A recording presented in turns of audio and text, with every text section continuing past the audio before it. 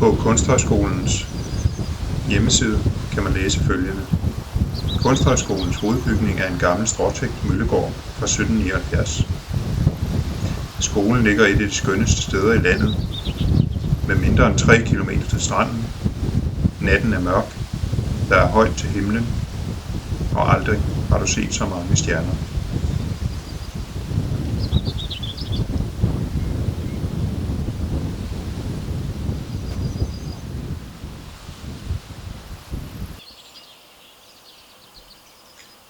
Kan det passe?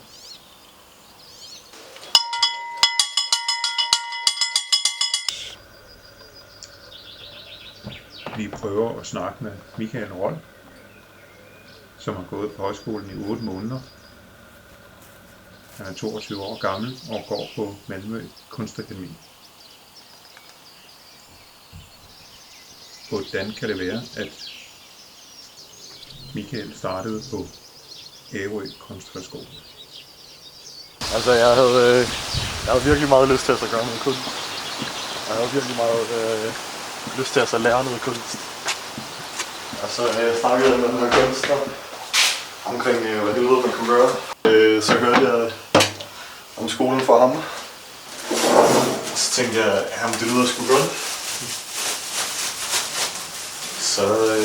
Så tjente jeg bare en masse penge, og så kom jeg hernede. Ja.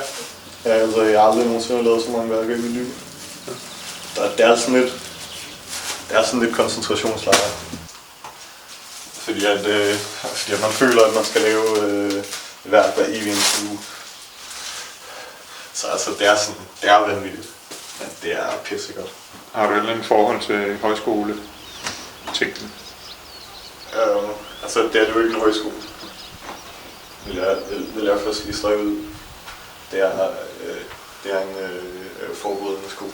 Ja. Altså, de kalder det jo højskole, men jeg synes ikke, det er en højskole. Men altså, de er jo min familie. Altså, Susan, Ole, Emil, Elisabeth, Brian, Penge, Kurt. Det er jo min familie, altså.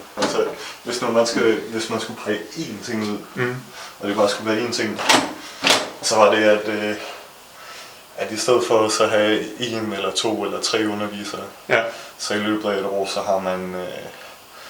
har man omkring 25 eller 30 forskellige lærere. Ja.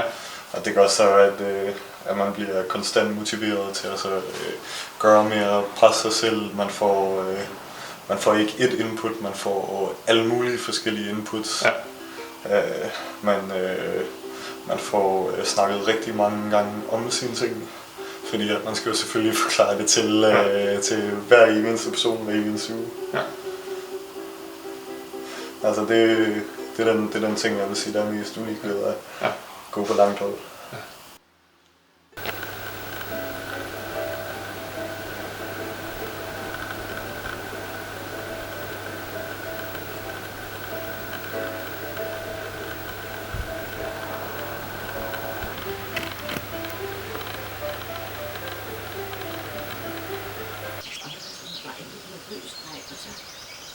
Lad os høre, hvad min nabo, Liselotte Christiansen, har at sige om højskolen. Hun er her for første gang. Jeg har taget på højskole her i sommer, fordi at jeg godt lide at være på højskole. Jeg synes, det er en rigtig god måde at være sammen med andre mennesker på, og samtidig så får man jo det her faglige input, jeg har snakket om før.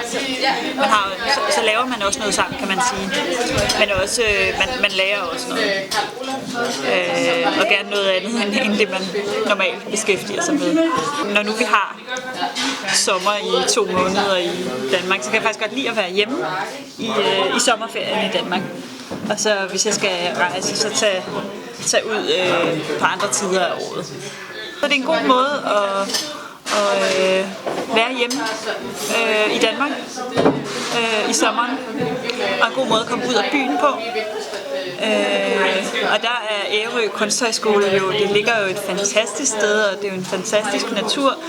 Nu har jeg været på et langt ophold, jo, da jeg var helt ung.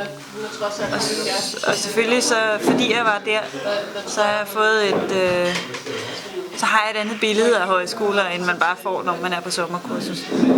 Og det er nok også derfor, jeg rigtig godt kan lide højskole, eller højskoletanken.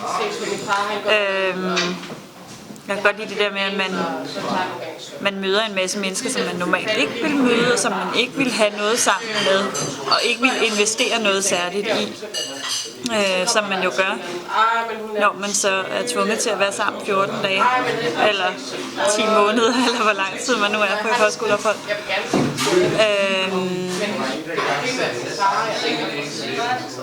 Og det giver rigtig meget.